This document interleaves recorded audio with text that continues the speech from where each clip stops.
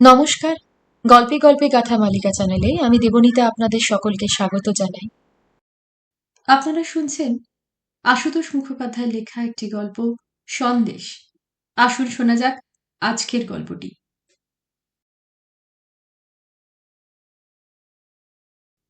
ভদ্রমহিলা সহ ৫-৬ বছরের ছেলে কাঁধে চড়িয়ে ভদ্রলোক ভিড় ঠেলে অদৃশ্য হওয়ার সঙ্গে সঙ্গে ডক্টর ঘোষ দরজা ছেড়ে নিজের জায়গায় বসে সন্দেশের বাক্সটা খুলতে খুলতে দরাজ গলায় বললেন, সন্দেশ খাও হে হালদার, বিদায় পর্বে তোমাদের মিষ্টি মুখ করিয়ে দিই। সকলের হাতে হাতে একটা করে সন্দেশ দিতে দিতে আবার বললেন, স্পেশাল সন্দেশ দেখছি, সাইজ দেখেছো? যত বড় সাইজেরই হোক, সকলকে দেবার পর একটা আস্ত সন্দেশ তার মুখ গহ্বরে চলে গেল। আমরা হাসছি।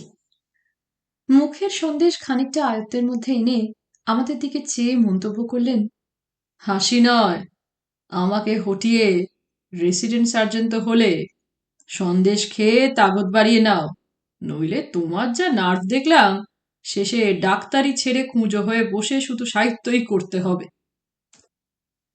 আর সকলে সবটা না বুঝলেও তার সঙ্গে হাসি জুড়ে দিলেন। তাকে হটিয়ে রেসিডেন্ট সার্জন হওয়ার কথাটা টিপ্পনি ভেবেও হয়তো আনন্দ পেলেন কেউ কেউ। ডক্টর ঘোষ নিজের টাকায় বিলেত যাচ্ছেন আরো বড় সার্জন হয়ে আসতে। আমরা স্টেশনে তাকে বিদায় অভিনন্দন জানাতে এসেছি। তাকে হটাবার কথাটা নিছক ঠাট্টা। তবু তিনি গেলে তার জায়গাটি দখল করার দিকে আমার সক্রিয় চেষ্টা ছিল। সেটা এরা অনেকেই জানেন। তাছাড়া আমার কিছু মুরব্বির জোর আছে। সেই জোরে আমি যে এই ভয়াবহ ভদ্রলোকের ভয়ে বাইরে অন্তত একেবারে জুজু হয়ে থাকতাম না, সেও অনেকেই জানেন। হাসপাতালের অন্যান্য জুনিয়র ডাক্তারদের চোখে সেটা একটা দুর্জয় সাহসের ব্যাপার। তাকে সরাতে পারলে আমি চেষ্টার কসুর করতাম না। কারো কারো সেই সন্দেহ হওয়াও বিচিত্র নয়। অথচ আসল প্রমোশনের সময় বাইরের মুরব্বিয়ানা যে আমার কাজে লাগেনি, তার থেকে অনেক বেশি কাজ হয়েছে এই মেজাজি লোকটির ঢালা সুপারিশে, সেও অপ্রকাশ্য নয় কিছু। কাজেই ডক্টর ঘোষের এই মন্তব্যটা সন্দেশের মতোই রসোত্তীর্ণ মনে হয়েছে কারো কারো। সন্দেশ মুখে পড়া সত্ত্বেও আমার দুর্বল নার্ভ দুর্বলতর হয়ে আসছিল। সেই দুর্বলতার নজির দু চোখের কোণ ঠেলে না বেরিয়ে আসে, সেই আশঙ্কায় তটস্থ আমি। উনি কি বললেন আর কেন বললেন, আর কেউ জানবে কি করে?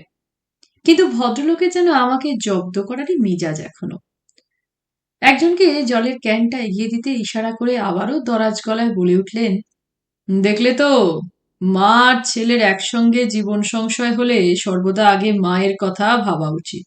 তাহলে মা বাঁচে, ছেলে বাঁচে, আর বরাতে সন্দেশ জোটে। জল খেয়ে গলা ভিজিয়ে নেওয়ার আগেই হাহা করে হেসে উঠতে গিয়ে তার অট্ট হাসি আর অট্ট কাশি একসঙ্গে চলল। চিকিৎসা রীতির একটা ছক বাঁধা নির্দেশ। শিশুর আসন্ন আবির্ভাবকালে মায়ের জীবন সংশয় দেখা দিলে শিশুর বিনিময়েও আগে মায়ের জীবন রক্ষার দিকটা চিন্তা করতে হবে। Mother's life first. কিন্তু ডক্টর ঘোষের যে মায়ের জীবন রক্ষার কারণে এই অন্তর্তুষ্টি আর সন্দেশ লাভের আত্মপ্রসাদ, তিনি ওই মহিলা যিনি সন্দেশের বাক্স রেখে চোখের জল চেপে হাসি মুখে বিদায় নিয়ে গেলেন, যার ছেলের বয়স ৫ ছাড়িয়েছে, আর ছেলের জীবন সংশয়ের সময়ও যার সেই নিজস্ব সংকট কোনো চিকিৎসা শাস্ত্রের আওতায় পড়ে না। গোড়া থেকে বলা দরকার, অধীনস্থ জুনিয়র ডাক্তাররা এখনো যে রেসিডেন্সিয়াল সার্জন ডক্টর ঘোষকে পছন্দ করতো না, তার দুটো কারণ। প্রথম এবং প্রধান, তার মেজাজ। জুনিয়র ডাক্তাররা সব যেন তার খাস তালুকের প্রজা। মারুন ধরুন কাটুন কুটুন, মুখটি বুঝে থাকতে হবে। নাম সুজন ঘোষ। হাসপাতালের কাজের পরিবেশে এই নামটা সাধারণত ডুবে যায়, আর এই শব্দটাই চালু। কিন্তু সুজন ঘোষের বেলায় তা হয়নি। কোন এক জুনিয়র ডাক্তার একসময় তার নামকরণ করেছিল জিজি, অর্থাৎ গর্জন ঘোষ। অসাক্ষাতে এই নামটাই চলতি এখন, জিজি বা গর্জন ঘোষ। এটা তিনিও জানেন। সার্জন হিসেবে এমন কিছু সিনিয়র লোক নন তিনি।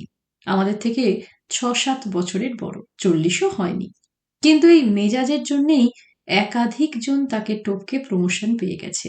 তার সম্বন্ধে কোনো ওপরতলার ভালো রিপোর্ট একটিও আছে কিনা সন্দেহ। রাগের মাথায় কতজনের সামনে যে ছুরি কাঁচি ছুঁড়ে ফেলে দিয়ে প্রস্থান করেছেন ঠিক নেই। অথচ অতি আপনজনের কোনো সার্জিক্যাল কেস নিয়ে যদি কোনো সার্জনের শরণাপন্ন হওয়ার দরকার হয়, সবার আগে সম্ভবত ওই গর্জন ঘোষের কথাই মনে হবে। শুধু আমার নয়, বিরাগভাজন ওপরওয়ালাদেরও। অপারেশনের সময় ওই রগচটা মানুষটার হাতটি পাক্কা আর্টিস্টের হাত যেন। অস্ত্রোপচারে একটি রক্ত মাংসের দেহ নিয়ে কারবার, প্রাণ নিয়ে সমস্যা, সেটাও তার মনে থাকে কিনা সন্দেহ। দেখলে মনে হবে কিছু একটা শিল্পকর্মে নিবিষ্ট তিনি। এ পর্যন্ত তার সামনে দাঁড়িয়ে বহু অপারেশন দেখেছি, দেখে চোখ ফেরাতে পারিনি। মন মেজাজ প্রসন্ন থাকলে এরই মধ্যে অপারেশনের ফাঁকে ফাঁকে উপস্থিত জুনিয়র ডাক্তারদের অস্ত্রোপচার পদ্ধতি বুঝিয়েছেন, কি করেছেন, কেন করছেন, কতটা করবেন, কতটা রাখবেন, কতটা ফেলবেন, কি ভালো হতে পারে, কি মন্দ হতে পারে। রোগীর দেহ চিরে চিরে দেহতত্ত্বের রূপকথার মধ্যে নিয়ে যেতে পারেন একেবারে। কিন্তু এরই মধ্যে হয়তো কোথাও একটু এদিক ওদিক হলো। অপারেশনে অ্যাসিস্ট যারা করছেন তাদের নিখুঁত যান্ত্রিক তৎপরতায় হয়তো খুঁত বেরোলো একটু। ভদ্রলোক সেই ছুরি কাঁচি হাতে তাকেই যেন ফালা ফালা করতে উঠবেন তক্ষুনি। এমন যে হাতের কাছাকাছি থাকাও নিরাপদ নয় তখন। রোগীর জ্ঞান থাকলে কত রোগী এই মূর্তি দেখে বা সেই গর্জন শুনে হার্ট ফেল করতেও ঠিক নেই। জুনিয়র ডাক্তারদের অসন্তোষের দ্বিতীয় কারণটা রোম্যান্টিক। মেয়েদের প্রতি গর্জন ঘোষের পক্ষপাতিত্ব। অবশ্য এর জন্য এমনিতে আমরা যে খুব অখুশি তা নয়। হাসপাতালের রোগিণী আর নার্স আর গর্জন ঘোষকে নিয়ে অনেক মর্মগ্রাহী খোশ গল্প, জল্পনা কল্পনা, হাসি কৌতুকের খোরাক জোটে।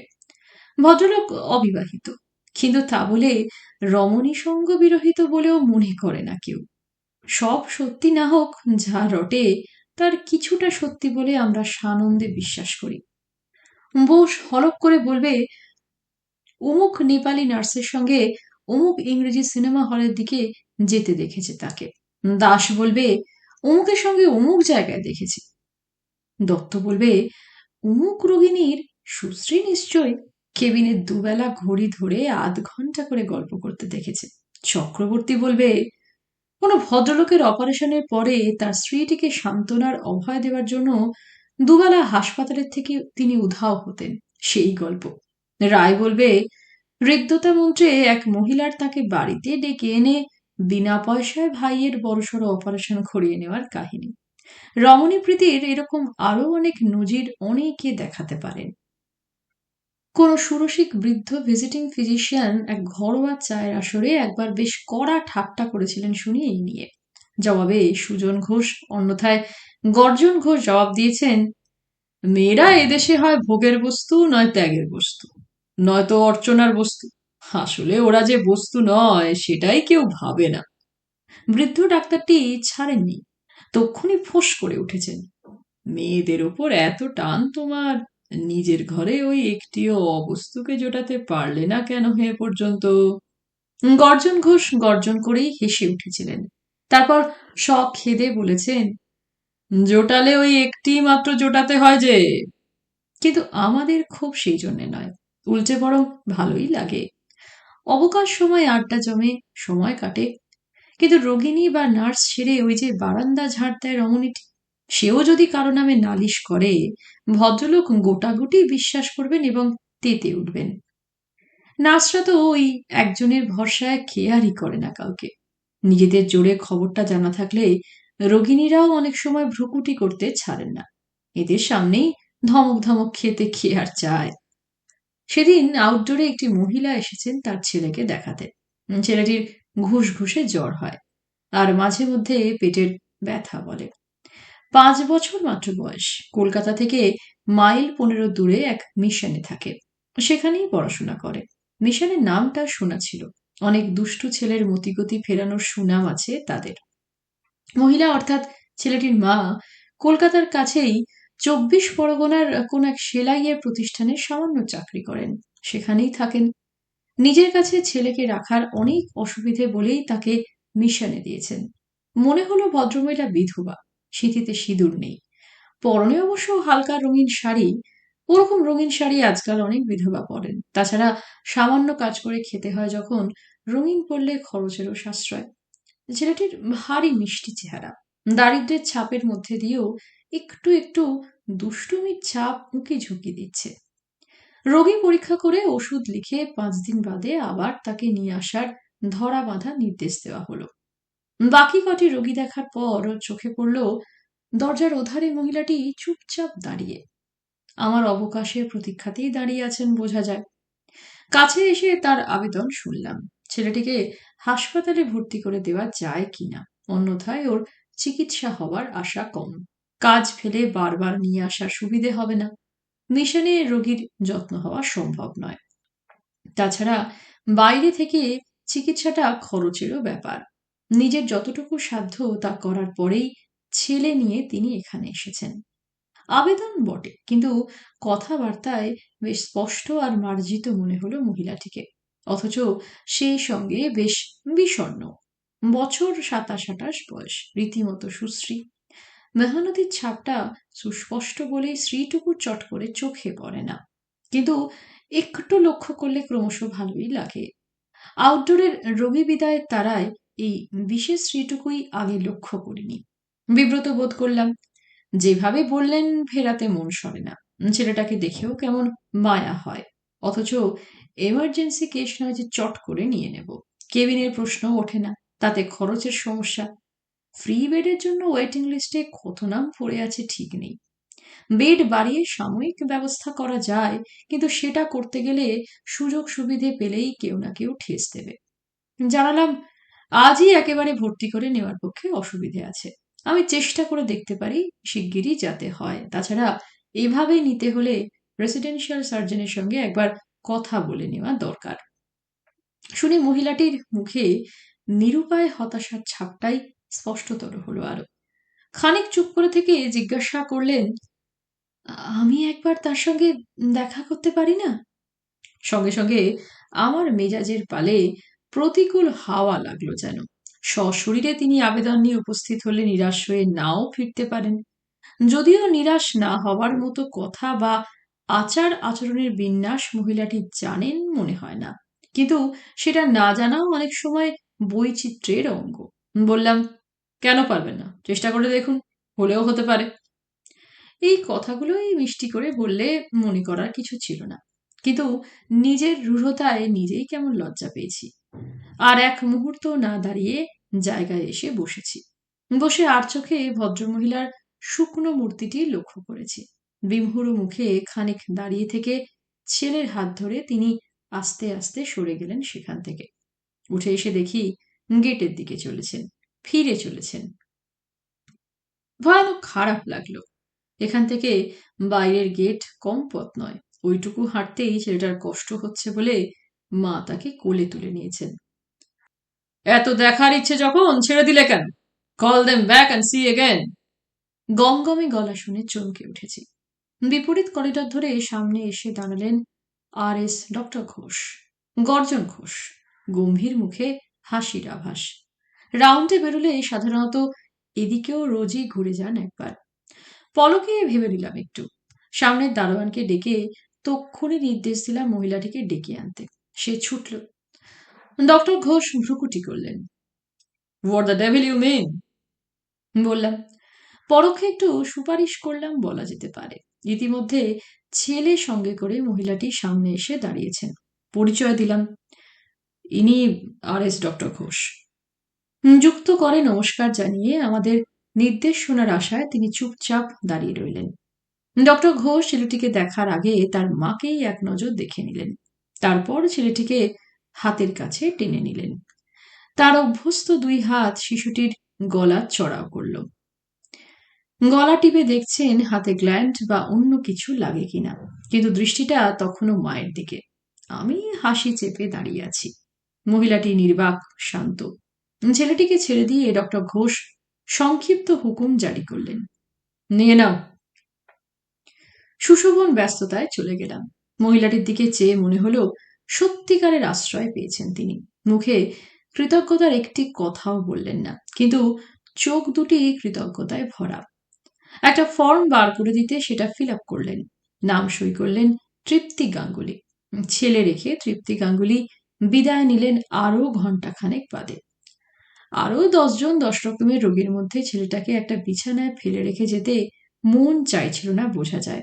শেষে আর থাকাটা ভালো দেখায় না বুঝেই ছেলের বিছানা ছেড়ে উঠেছেন।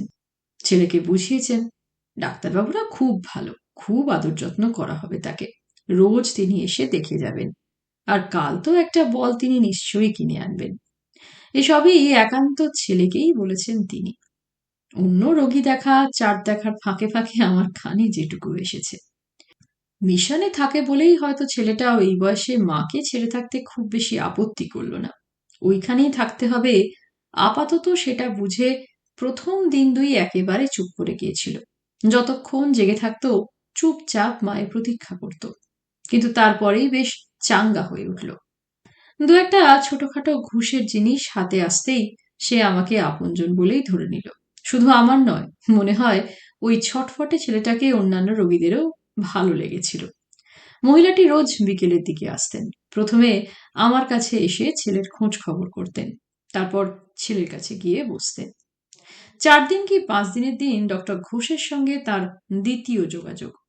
বিকেলে বারান্দায় ছেলেকে একটা চেয়ারে বসিয়ে নিজেও তার পাশে বসেছিলেন। ডক্টর ঘোষ যাচ্ছিলেন সেই দিক দিয়ে, দাঁড়িয়ে পড়লেন। সার্জিক্যাল কেস ভিন্ন অন্যান্য কেসের খুব বেশি খবর রাখেন না তিনি। রাউন্ডের সময় কখনো সখনো চোখের দেখা দেখে যান এই পর্যন্ত। দূর থেকে দেখলাম তৃপ্তি গাঙ্গুলি উঠে দাঁড়িয়েছেন, হাত তুলে নমস্কার জানিয়েছেন, আর কিছু একটা প্রশ্নের মৃদু জবাব দিচ্ছেন। ডক্টর ঘোষ ছেলেটাকে আদর করলেন একটু, তারপর ঘুরে দাঁড়িয়ে ইশারায় আমাকে ডাকলেন। কি অসুখ, ভিজিটিং ফিজিশিয়ান কি বলছেন, এই কদিন কতটা উন্নতি দেখা যাচ্ছে ইত্যাদি প্রশ্ন। এই আন্তরিকতার একটাই অর্থ আমাদের জানা। তার পরদিনও ডক্টর ঘোষকে বিকেলে ওই সময় ওখানেই দেখা গেল। তার পরদিনও আদর করে সেদিন ছেলেটাকে কোলেও নিয়েছেন ডক্টর ঘোষ। বুঝলাম ছেলেটা যে কদিন আছে রোজই উনি এখন থেকে দেখাশোনা করতে আসবেন। শুধু তাই নয়, ছেলেটাকে সেদিনই অন্য ঘরে আরো ভালোভাবে থাকার ব্যবস্থা করে দিলেন তিনি। ছেলের মাকে আশ্বাস দিলেন শুনলাম, ভিজিটিং ফিজিশিয়ানের সঙ্গে পরদিনই ছেলের অসুখ নিয়ে বিস্তারিত আলোচনা করবেন। এসব কারণে আমি বা আমরা বিরূপ হয়ে উঠব, খুব স্বাভাবিক কথা। চিকিৎসক হিসেবে আমাদের মর্যাদা ক্ষুণ্ণ করা হচ্ছে, সেই বিবেচনাটুকু পর্যন্ত নেই ভদ্রলোকের। মহিলার সঙ্গে ভাব জমাতে ব্যস্ত। কিন্তু ক্ষুণ্ণ হই আর যাই হই, ছেলেটার ক্ষতি চাইনি, তার চিকিৎসার কোনো ত্রুটি হয়নি। দিন দশেকের মধ্যেই জ্বর ছেড়ে গেল, আর 2-3 দিনের মধ্যেই তাকে ছেড়ে দেওয়া যেতে পারে, দেবার কথাও। অথচ আমার মনে কিরকম খটকা লাগছে। ছেলেটা পেট ব্যথার কথা বলে প্রায়। প্রথম প্রথম ভেবেছিলাম কতগুলো বিশেষ ওষুধের প্রতিক্রিয়া, দেখা গেল তাও না। তার উপর ছেলের মা স্মরণ করিয়ে দিলেন আগেও এরকম বলতো, আর ব্যথার অভিযোগটা ক্রমশ বাড়ছে মনে হলো। পেটে হাত দিয়ে সেদিন ভালো করে পরীক্ষা করতে কেমন একটা সন্দেহ উঁকি ঝুঁকি দিল। ভিজিটিং বিশেষজ্ঞকে আজ আর পাবার আশা নেই। তাড়াতাড়ি ডক্টর ঘোষকেই ডেকে নিয়ে এলাম। আর একটু বাদেই, অর্থাৎ ছেলের মায়ের আসার সময় হলে নিজেই আসতেন তিনি। এই কদিনেই গর্জন ঘোষ আর তৃপ্তি গাঙ্গুলিকে নিয়ে জুনিয়র ডাক্তারদের মধ্যে সরস আলোচনা শুরু হয়ে গেছে। আমি অবশ্য খুব মন খুলে সে আলোচনায় যোগ দিতে পারিনি, কারণ ঘোষের দিক থেকে আলোচনাটা যতই সত্যি হোক, ওই মহিলাটির দিক থেকে সেটা ততটাই মিথ্যে এবং মন গড়া। সেটা আমার থেকে বেশি কেউ জানে না। আমার কেবলই মনে হয়েছে এই বাহ্য দুনিয়া থেকে উনি যেন খানিকটা তফাতে সরে আছেন। একমাত্র ছেলের সামনে সকলের অগোচর নিভৃতে তাকে একটু অন্যরকম দেখা যায়। অন্যথায় একলার এক নীরব গণ্ডির মধ্যেই তিনি বাস করছেন যেন। সেখানে তার কোনো দোসর নেই, দোসর লাভের বাসনাও নেই। ডক্টর ঘোষ নিবিষ্ট চিত্তে ছেলেটির পেট পরীক্ষা করছেন যখন, সেই সময় নিঃশব্দে তার মা পিছনে এসে দাঁড়ালেন। হঠাৎ এভাবে পরীক্ষা করতে দেখে একটু ঘাবড়েও গেলেন হয়তো। আমি ইশারায় আশ্বস্ত করলাম তাকে। পরীক্ষা শেষে ডক্টর ঘোষ তার মাকে দেখে দু এক কথা জিজ্ঞাসা করলেন, এরকম কতদিন ধরে হচ্ছে, খাবার পরেই ব্যথাটা বেশি হয় কিনা ইত্যাদি। তারপরেই আমার দিকে চেয়ে বলে উঠলেন, সামটাইমস ইউ আর আ জেম। কালকের মধ্যেই পেটের এক্সরে করিয়ে নাও। I think you are right. নিমেষে সমস্ত মুখ শুকনো ফ্যাকাশে হয়ে গেল মহিলাটির। অস্ফুট স্বরে জিজ্ঞাসা করলেন, কি হয়েছে? উনি ভয় পেয়েছেন বোঝা মাত্র ডক্টর ঘোষ সরাসরি একখানা হাত তার কাঁধে চালান করে দিয়ে দরদি গলায় বললেন, ভয় পাওয়ার মতো সাংঘাতিক কিছু না, এদিকে আসুন। সামনের বারান্দায় এসে দাঁড়ালেন তারা। নিজের প্রশংসা শুনে খুশি হয়েছিলাম, কিন্তু মহিলার কাঁধে হাত দেওয়াটা তেমন পছন্দ হলো না। অবশ্য অনাগত আশঙ্কায় মহিলার মুখখানা একেবারে রক্তশূন্য হয়ে গিয়েছিল ঠিকই। কানে না শুনলেও ডক্টর ঘোষ কি বোঝাচ্ছেন তাকে অনুমান করতে পারি। ছোট ছেলেদেরও কখনো কখনো ক্রনিক অ্যাপেন্ডিসাইটিস হয়। সময় ধরা পড়লে তেমন ভয়ের কিছু নেই, অপারেশন করলেই সেরে যাবে। এছাড়া আর কি বা বলার আছে। পরদিন ছিল শনিবার। পেটের এক্সরের ঝামেলা আছে কিছু। মাঝে রবিবার পড়ায় সোমবার সকালের আগে রিপোর্ট পাওয়া যাবে না। মনটা একটু উতলা ছিল। ওই মায়ের একমাত্র সম্বল ওইটুকু ছেলের আবার একটা অপারেশনের ধকল সইতে হতে পারে ভাবতে ভালো লাগছিল না। আমার যেটুকু করার যত্ন করেই করেছি, কিন্তু রবিবার সকালে এক অবাক কাণ্ড। রোগীর ভিড় নেই সেদিন। নিজের জায়গায় বসে আরাম করে এক পেয়ালা চা খাচ্ছি। কার্ড পেলাম, আইবি থেকে একজন কর্মচারী দেখা করতে এসেছেন। অ্যাক্সিডেন্ট কেসের নানা ব্যাপারে এমন হামেশাই হয়ে থাকেন, কাজেই অবাক হবার কিছু নেই। কিন্তু ভদ্রলোকের বক্তব্য শুনে আমি হাঁ। সহসা বোধগম্য হল না কি তার অভিযোগ। অভিযোগই বটে, তাজ্জব অভিযোগ। ভদ্রলোকের বক্তব্য, আইবির কোনো পদস্থ অফিসার তাকে পাঠিয়েছেন। আজ 15-20 দিন ধরে একটা 5 বছরের বাচ্চা ছেলেকে এখানে ভর্তি করেছি আমরা। তার অ্যাপেন্ডিসাইটিস সন্দেহ করা হয়েছে, অথচ এখনো এক্সরে পর্যন্ত হয়নি। এইসব ব্যাপারেই অনুসন্ধান করতে পাঠানো হয়েছে তাকে। অনুসন্ধান করে তিনি সেই অফিসারের কাছে রিপোর্ট দেবেন। ইতিমধ্যে চিকিৎসার ব্যাপারে হাসপাতাল যদি একটু তৎপর হন ভালো হয়। শোনার সঙ্গে সঙ্গে ভিতরটা দাউ দাউ করে জ্বলে উঠল একেবারে। ওই মেয়ে অমন নিরীহ চুপচাপ দেখতে, যাকে দেখলেও অকারণ ব্যথার মতো একটা অনুভূতি জাগে, সেই তৃপ্তি গাঙ্গুলি এই কাণ্ড করেছে। পুলিশ খোঁজ খবর করছে জানলেই আমরা একেবারে ভয়ে দিশেহারা হয়ে ছেলের চিকিৎসা করব তার। ওই ছেলেটার জন্য এরই মধ্যে যত করেছি, যত ভেবেছি, তেমন সচরাচর করিনি আমরা। তার ফলে এই খুব সইতে দেখেছেন। অবশ্য কর্মচারীটি একবারও বলেননি কার কাছ থেকে খবর পেয়ে অনুসন্ধান করতে এসেছেন। কিন্তু তৃপ্তি গাঙ্গুলি ছাড়া কার মুখ থেকে আর এ ধরনের খবর পেতে পারেন? কারই বা আর দায় পড়েছে? হয়তো যোগাযোগ আছে কারোর সঙ্গে। একটু বেশি সুবিধের আশায় এদিক থেকেও একটা মোচড় দিয়ে রাখলেন। প্রথমে এইসব রাগ গিয়ে পড়ল ডক্টর ঘোষের ওপর। কার জন্য এত করেছেন বুঝুন এবার। রমণী অনুরাগের ফল দেখুন। সেটা বোঝাবার আর দেখাবার জন্যে কর্মচারীটিকে বসিয়ে আমি তখনই ছুটলাম ডক্টর ঘোষের কাছে। বুঝতে সময় লাগলো তাঁরও। বোঝার পরে তিনিও আমারই মতো হতভম্ব খানিকক্ষণ। তারপর আত্মস্থ হয়ে নির্দেশ দিলেন, যে এসেছে ডাকো, আর কাগজপত্র কি আছে নিয়ে এসো। ছেলেটির কাগজপত্র সহ কর্মচারীটিকে নিয়ে এলাম তার কাছে। রাগের সর্বাঙ্গ জ্বলে যাচ্ছে তখনও, আর সেই রাগটা গিয়ে পড়ছে ডক্টর ঘোষের ওপরেই। ডক্টর ঘোষ সেই কাগজপত্র দেখিয়ে শান্ত মুখে এই কর্মচারীটিকে বুঝিয়ে দিলেন, চিকিৎসায় অনাবশ্যক দেরি কোথাও হয়নি। যে রোগের জন্য ছেলেটিকে ভর্তি করা হয়েছিল সেটা সেরে গেছে। অ্যাপেন্ডিসাইটিস সন্দেহ হয় গত শুক্রবার বিকেলে। শনিবার এক্সরে করা হয়। আজ রবিবার রিপোর্ট পাওয়া যায়নি। কাল সকালে রিপোর্ট আসবে। ভুল খবরের জন্য দু একটা মামুলি অনুশোচনার কথা বলে কর্মচারীটি গাত্রোত্থান করলেন, আর যাবার আগে বলে গেলেন কেসটা যেন আমরা একটু যত্ন নিয়ে দেখি। ডক্টর ঘোষ জবাব দিলেন, দেখব। ভুল খবরটা আপনাদের কে দিয়েছেন? লোকটি তাকেও বললেন না, বা বলতে পারলেন না কে দিয়েছেন। পরদিন সকালেই এক্সরে রিপোর্ট পাওয়া গেল। সন্দেহ মিথ্যে নয়, যা আশঙ্কা করা গিয়েছিল তাই। রিপোর্টটা ডক্টর ঘোষের টেবিলে ফেলে এলাম। একটি কথাও বললাম না, অর্থাৎ যা করার তিনিই করুন এখন। তার ঘণ্টা তিনেক বাদেই তৃপ্তি গাঙ্গুলি এসে হাজির সেদিন। রিপোর্ট কি হয় জানার জন্য ছুটি নিয়েই এসেছেন বোধহয়। মুখে নীরব উদ্বেগের চিহ্ন। কিন্তু আজ আর তা দেখে একটুও অনুকম্পা হলো না আমার। আউটডোর পেশেন্ট বসিয়ে তাকে নিয়ে এলাম ডক্টর ঘোষের ঘরে। নিজে না এলেও চলতো, এলাম কারণ নিজের কানেই শোনার ইচ্ছে ছিল কি বলেন ডক্টর ঘোষ, কোন ধরনের অনুযোগ করেন। কিন্তু ডক্টর ঘোষের আজকের অভ্যর্থনাটা অন্যরকম হলো। মহিলার নমস্কারের জবাবে চোখ তুলে একবার দেখলেন শুধু, হাসলেন না, বসতে পর্যন্ত বললেন না। একটা স্লিপ লিখে দারোয়ানকে দিয়ে উপরে পাঠিয়ে দিলেন। তারপর এক্সরে রিপোর্টটা মহিলার দিকে ঠেলে দিয়ে শান্ত মুখে বললেন, আপনার ছেলের যা সন্দেহ করা হয়েছিল তাই। আমরা আর্লি অপারেশন অ্যাডভাইস করে দিলাম। আর এই আপনার ছেলের ডিসচার্জ কার্ড, এখনই নিয়ে যান। ডিসচার্জ কার্ডের সঙ্গে চিকিৎসা সংক্রান্ত নির্দেশের আর যা কাগজপত্র ছিল সবই ঠেলে দিলেন। তৃপ্তি গাঙ্গুলি ফ্যালফ্যাল করে খানিক চেয়ে রইলেন তার দিকে। হকচকিয়ে গেছেন, ভয়ও পেয়েছেন বিষম।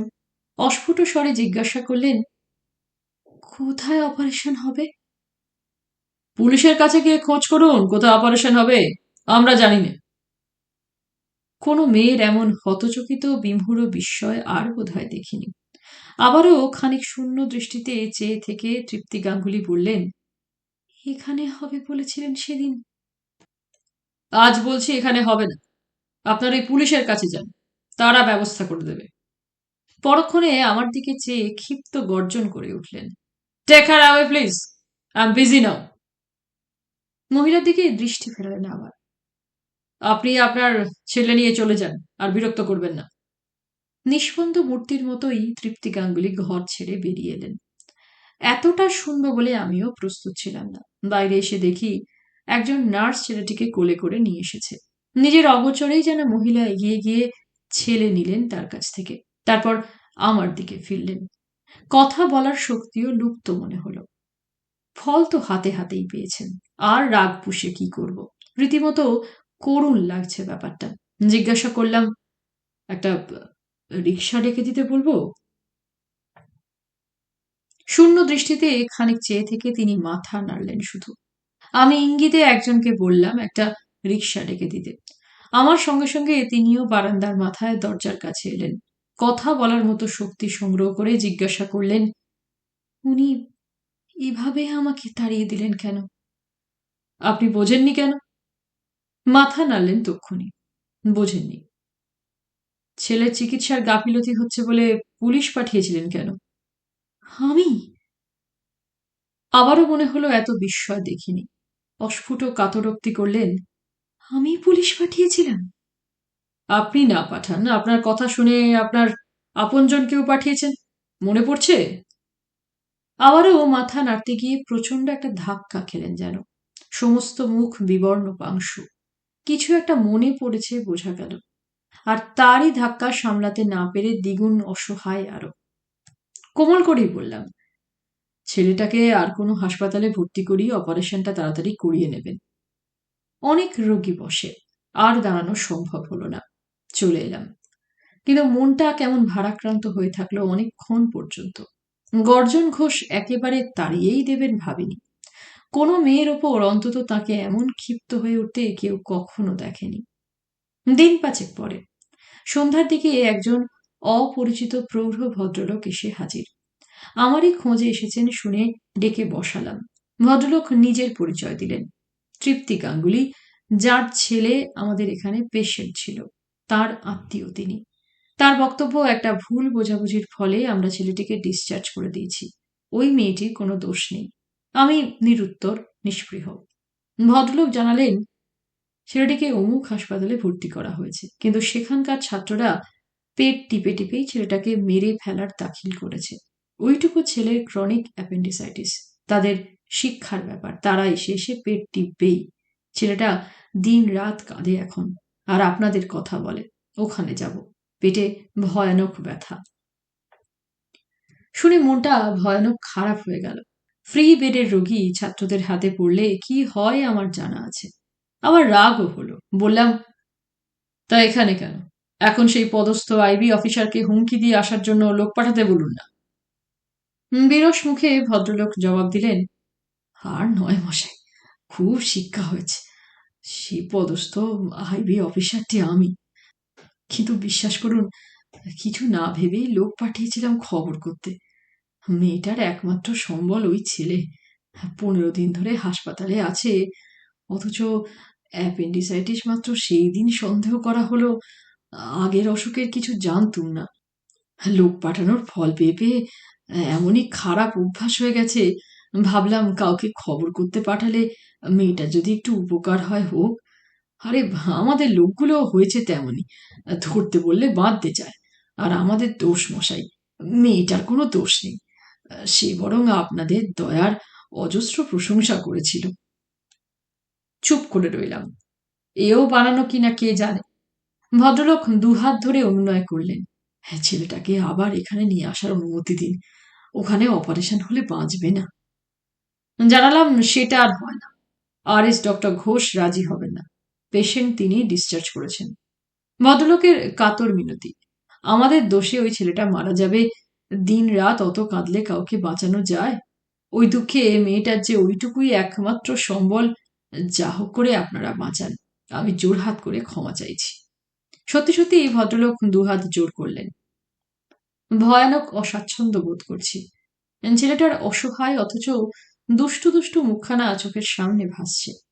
একটু ভেবে বললাম, আমি চেষ্টা করে দেখতে পারি, কিন্তু তাতে বোধহয় কাজ হবে না।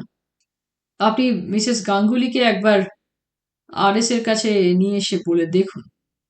ভদ্রলোক এবারে হাল ছাড়লেন। বললেন, অনেক চেষ্টা করেছি নিয়ে আসতে, পারা গেল না। বরাবরই ওই রকম। তা না হলে আর এভাবে জীবন কাটাবে কেন? মুখ বুঝে ছেলে মরতে দেখবে, তবু না ডাকলে নিজে থেকে আর আসবে না। এরপরে কথায় কথায় ছোট্ট একটু জীবনের অধ্যায় আহরণ করে নিতে বেগ পেতে হয়নি। দু এক কথা জিজ্ঞাসা করতে ভদ্রলোক নিজে থেকেই বলেছেন, খুব নতুন কিছু ব্যাপার নয়, এরকম ঘটনা অনেক শোনা আছে। তবু ওই ছেলেকে দেখেছি, আর ওই শূন্যতার বেষ্টনে তার মাকে দেখেছি বলেই হয়তো ভারী বেদনা করুণ মনে হলো আমার। ভদ্রলোক মেয়েটি নিজের মেশো, কিন্তু মেশো হয়েও তার কোনো উপকারে লাগতে পারেনি, বরং উপকার করতে গিয়ে অপকারই করলেন শেষ পর্যন্ত। তৃপ্তি গাঙ্গুলির স্বামী বেঁচে এবং মোটামুটি ভালো চাকরিই করেন। নিজের মায়ের অমতে ওই মেয়েকে ঘরে এনেছিলেন, ভেবেছিলেন 2 দিন বাদে সব ঠিক হয়ে যাবে। কিন্তু সেটাই ঠিক হলো না। শাশুড়ি বউকে গঞ্জনা দিতেন, এমনকি পরে নির্যাতনও করতেন। তাঁরই হাতে সম্পত্তি বলে তার জোরও ছিল। অর্থাৎ স্বামীটি লোক খারাপ নন, কিন্তু দুর্বল চরিত্রের মানুষ। মায়ের দাপটে মানুষ হলে যেমন হয়, ভেবেছিলেন বউয়ের তোষামোদে মা শান্ত থাকবেন। সেই তোষামোদটাই বউয়ের দ্বারা হয়ে উঠল না দেখে উল্টে তিনিও বউয়ের উপর বিগ্রতে লাগলেন। আর শেষে নির্যাতনের সঙ্গী হলেন মায়ের। তারই চরম পরিণতি এই। 1 বছরের ছেলে কোলে করে তৃপ্তি গাঙ্গুলি পথে এসে দাঁড়িয়েছিলেন। বউয়ের তেজ দেখে স্বামী আর শাশুড়ি আগের রাত্রিতে শাসিয়েছিলেন সকাল হলেই দূর করে তাড়ানো হবে তাকে। আর তার মুখ দেখতে চান না কেউ। মুখ আর দেখতে হয়নি, তাড়াতেও হয়নি। ভোর না হতে তিনি নিজেই ছেলে নিয়ে বেরিয়ে এসেছেন। কোনো আত্মীয়ের কাছে যাননি, কারো মুখাপেক্ষী হননি। স্বামী খোঁজ করেছেন, খোঁজ পেয়েছেনও। অনেক ভয় দেখিয়েছেন, অনেক শাসিয়েছেন, কিন্তু তাতে ফল কিছু হয়নি। তাছাড়া স্বামীও নিরুপায়। তার মা বউ আর ঘরে নিতে রাজি নন, শুধু নাতিটি চান তিনি। তৃপ্তি গাঙ্গুলি নিজেও আসেননি, ছেলেও দেননি। বাপ ছেলেটাকে ভালোবাসতেন, কিন্তু তৃপ্তি গাঙ্গুলি ছেলে নিয়ে হঠাৎ একদিন অনেক দূরেই চলে গেলেন। ছেলে মানুষ করার ভাবনায় 6 মাস হলে আবার এদিকে কাজ নিয়ে এসেছেন। তার শাশুড়ি মারা গেছেন। মেশো অনেক দিন অনুরোধ করেছেন, মধ্যস্থতার জন্য নিজে তার স্বামীর কাছে যেতে চেয়েছেন, কিন্তু তৃপ্তি গাঙ্গুলি একটা খবরও দিতে দেননি। কতক্ষণ বসেছিলাম চুপচাপ বলতে পারবো না। ভদ্রলোক উসখুস করে উঠতে খেয়াল হলো। বললাম, আমি যতক্ষণ না ঘুরে আসি আপনাকে অপেক্ষা করতে হবে, হয়তো সময় লাগবে একটু। আশ্বাস পেয়ে ভদ্রলোক আশান্বিত। RS নিজের কোয়ার্টারেই আছেন। কিভাবে কথাটা তুলবো ভাবতে ভাবতে যাচ্ছি। কোনো কিছুতে একবার না করে বসলে আর তাকে হ্যাঁ করানো শক্ত। মেয়ে ছেলে বলেও আর খাতির করবেন বলে মনে হয় না, হয়তো শুনতেই চাইবেন না। গিয়ে দেখি ইজি চেয়ারে বসে চা খাচ্ছেন আর কি একটা ইংরেজি জার্নালের পাতা উল্টাচ্ছেন। এত বড় ঘরে এখানেও যেন একটা শূন্যতা থমকে আছে। পড়ার সামনে টেবিল ল্যাম্প জ্বলছে একটা, বড় আলোটা নেভানো। বায়ের শব্দে মুখ তুললেন, সপ্রশ্ন দৃষ্টি। বললাম, আমার জন্য এক পেয়ালা চা আনতে বলুন, আজ সমস্ত দিনে ভালো চা আর জুটল না। বেয়ারা ডেকে চা আনতে বলে আবার তাকালেন। শুধু চা খেতেই এসেছি তা ভাবেননি। ভনিতা বাদ দিয়ে বলে বসলাম, শুনলেই আপনি আবার খোঁচা দেবেন। উম, মাঝে সাঝে গল্প লিখি বলে তো যা তা বলেন, কিন্তু একটা ডাক্তারি সমস্যার গল্প আপনাকে শুনতেই হবে, এই জন্যই আপনার কাছে এসেছি। শুনে অবাক হয়ে মুখের দিকে চেয়ে রইলেন খানিক। হয়তো ভেবেছিলেন তার বিলেত যাওয়ার ব্যবস্থা পাকা হয়ে গেছে শুনে নিজের কিছু সুপারিশের আশায় এসেছি। বেয়ারা চা দিয়ে গেল, কিন্তু চায়ের কথা আমার আর মনে ছিল না। গল্পটা বললাম। গল্পে কতকটা অতিশয়োক্তি ছিল বলতে পারি না, তবে আন্তরিকতা ছিল। কারণ আইবি অফিসার ভদ্রলোকটি যতটা সময় লেগেছিল বলতে, আমার তার থেকে বেশি ছাড়া কম সময় লাগেনি। বলা শেষ হবার পরেও অনেকক্ষণ কোনো সাড়া শব্দ নেই। ইজি চেয়ারে মাথা রেখে ভদ্রলোক ঘুমিয়ে পড়লেন কিনা সেই সন্দেহ হলো একবার। অপেক্ষা করছি। নড়ে চড়ে বসলেন এক সময়, কিন্তু আমার দিকে ফিরে তাকালেন না। বললেন, যিনি এসেছেন তাকে বলে দাও তৃপ্তি গাঙ্গুলি ছেলে নিয়ে আসতে পারেন। খুঁটিনাটি পরীক্ষা করতে একটা দিন কেটে গেল। ডক্টর ঘোষ বলেন, এটা করো ওটা দেখো। ছোট ছেলের জন্য অত সব দরকার মনে হয়নি আমার, কিন্তু সেসবে আমার নাক গলাতে যাওয়া উচিত নয় বলেই চুপ করে আছি। শুধু মনে হয়েছে অপারেশনটা হয়ে যাওয়া উচিত। ছেলেটার ব্যথা আগের থেকে বেশ বেড়েছে। ডক্টর ঘোষের হাবভাব একটু অন্যরকম, একটু গম্ভীর, একটু চিন্তাচ্ছন্ন। তার হাতে এসব অপারেশন কখনো বড় অপারেশন বলে ভাবিনি আমরা। সাদা কথায় আমার সন্দেহ হলো রমণীর হৃদয় জয়ের এই আবার কোনো নতুন পরিকল্পনা কিনা। বিশেষ করে যে রমণীর হৃদয়টি সম্পূর্ণই নিজের দখলে, অন্য কোনো হৃদয়ে বাঁধা নয়। নইলে তৃপ্তি গাঙ্গুলির সামনে এমন একটা সিরিয়াস ভাব করেন, সদয় ব্যবহার করেন, অভয়ও দেন, কিন্তু মহিলা খুব অভয় পান বলে মনে হয় না। মহিলাটি এ কদিন বোধহয় ছুটি নিয়েছেন, তিন বেলাই অনেকক্ষণ করে ছেলের কাছে থাকেন। তৃতীয় দিন সন্ধ্যায় ডক্টর ঘোষ তাঁর সামনেই আমাকে জিজ্ঞাসা করলেন, অপারেশন হবে, বন্ড সই করে নিয়েছ? তৃপ্তি গাঙ্গুলির দিকে তাকালেন। এর বাবা কোথায়? তাকে কখনো দেখলাম না, এখানে থাকেন না? প্রশ্ন শুনে আমি তাজ্জব। মহিলা মূর্তির মতো নির্বাক। আমি জানালাম, বন্ড ইনি সই করেছেন। গতকাল সেই বন্ড সই করানোর সময় মহিলাকে বোঝাতে হয়েছে ভয়ের কোনো কারণ নেই, যে কোনো অপারেশনের আগে হাসপাতালের এটা একটা ছক বাঁধা নিয়ম। ডক্টর ঘোষ যেন ধরেই নিলেন ছেলেটার বাবা কলকাতায় থাকেন না। চিন্তিত মুখে বললেন, but his father should be informed, তার জানা দরকার। তুমি একটা অফিসিয়াল ইন্টিমেশন পাঠিয়ে দাও। পরীক্ষার নামে ঘুমন্ত ছেলেটাকে একটু নাড়াচাড়া করে তিনি বেরিয়ে গেলেন। আমার গা জ্বলতে লাগলো। সব জেনেও এমন নির্লজ্জ অভিনয়ের হেতু আর কি হতে পারে। মহিলা নিষ্পন্দের মতো বসে। অনেকক্ষণ বাদে আবার আমাকে দেখে দিশা ফিরল যেন। উঠে বারান্দায় এলেন। আমাকে বলবেন কিছু? কাছে এসে দাঁড়াতে বললেন, আপনি বলেছিলেন ভয়ের কিছু নেই, এখন তো মনে হচ্ছে ভয়েরই। কি বলি? একবার ইচ্ছে হলো ওই লোকটার ছলা কলা সব ফাঁস করে দিই, সেটা সম্ভব নয়। বললাম, না তেমন কিছু নয়, তবে অনেক সময় গন্ডগোল হয়, কৈফিয়ত দিতে হয় বলেই উনি জানিয়ে রাখতে বলেছিলেন। একটুও আশ্বাস পেলেন বলে মনে হলো না।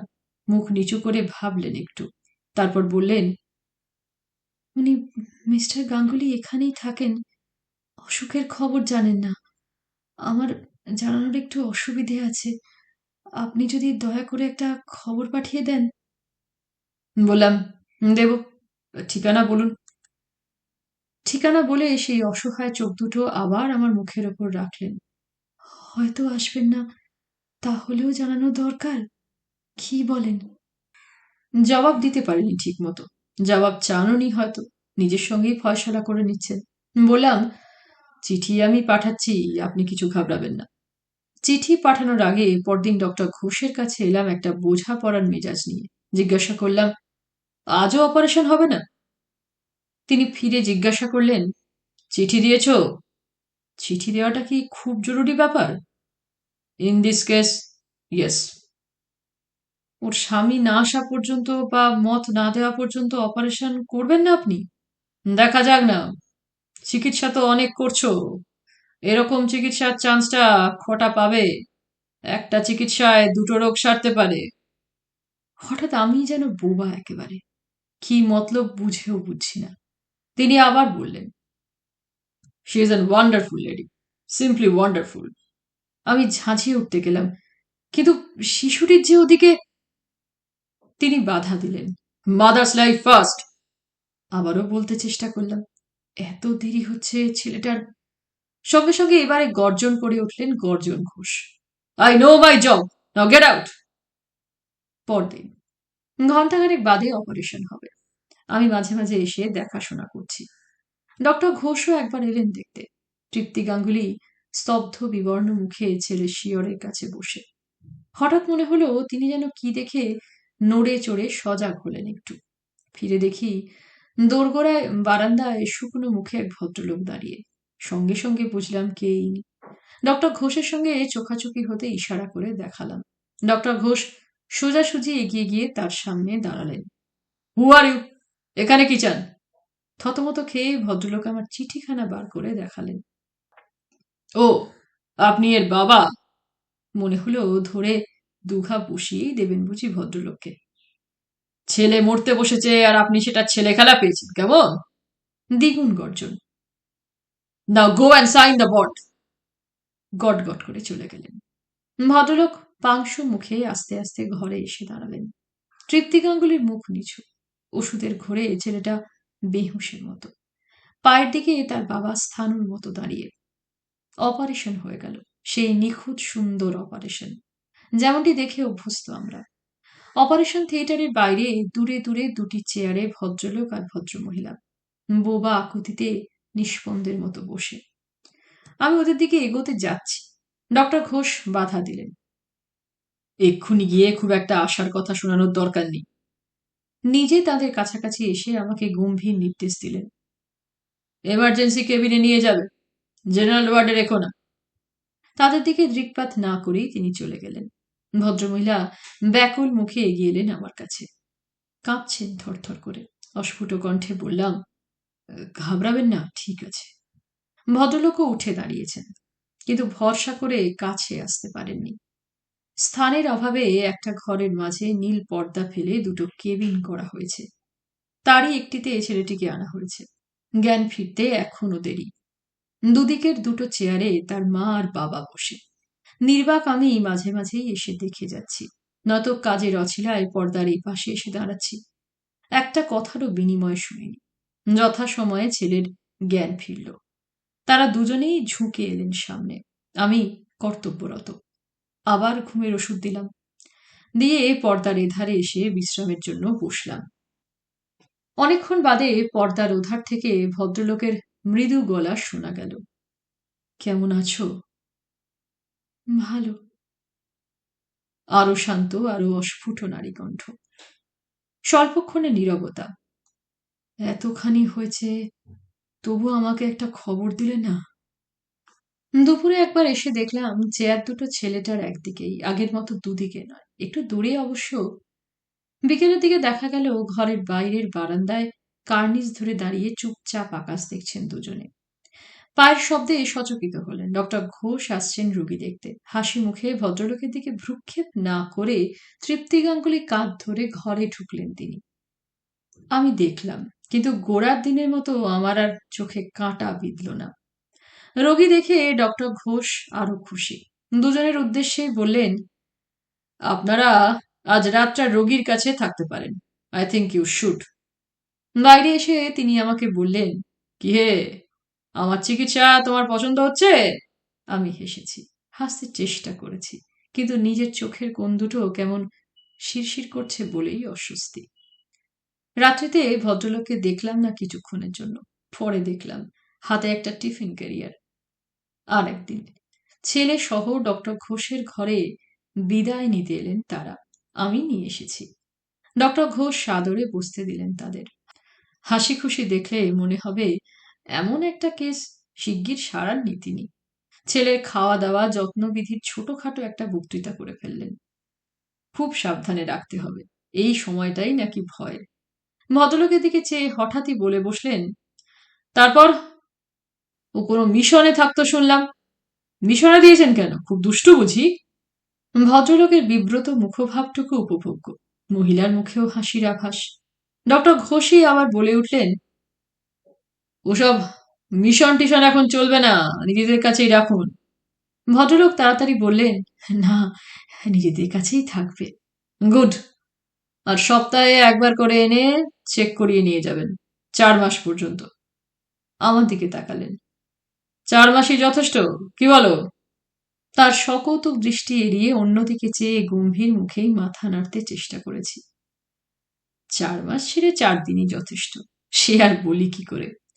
ভদ্রলোক আর ভদ্রমহিলার বিদায়ী কৃতজ্ঞতার আভাস পাওয়া মাত্র ডক্টর ঘোষ আমাকে দেখিয়ে দিলেন, ওই ওখানে, ওর জন্যই আপনারা সব ফিরে পেয়েছেন। হি টুক অ্যাক্টিভ ইন্টারেস্ট। হাসতে লাগলেন। আমিও চেষ্টা করেছি হাসতে, কিন্তু কারো দিকে চোখ ফেরাতে পারিনি। আমার নার্ভ দুর্বল, চোখ দুটো বোধহয় আরো বেশি দুর্বল। গাড়ি ছেড়ে গেল। একজন বলল, বাঁচা গেল। আমি চুপচাপ দাঁড়িয়ে। যতক্ষণ দেখা যায় দেখছি, আর ভাবছি এখান থেকে বম্বে বেশ দূরে, বম্বে থেকে বিলেত আরো অনেক অনেক দূরে, তারপর 2 বছর তো আরো কত দূরে। ভদ্রলোক ফিরে এলে আবার তার পায়ের কাছে বসে কাজ করতে পারবো কিনা কে জানে। শেষ হলো আশুতোষ মুখোপাধ্যায়ের গল্প সন্দেশ। কেমন লাগলো সম্ভব হলে জানাবেন। আর এই চ্যানেলেও অনেক গল্প রয়েছে, আপনারা সেগুলো প্লেলিস্ট থেকে দেখে শুনতে পারেন। ভালো লাগলে লাইক করবেন, সাবস্ক্রাইব করবেন। ভালো থাকবেন, ধন্যবাদ।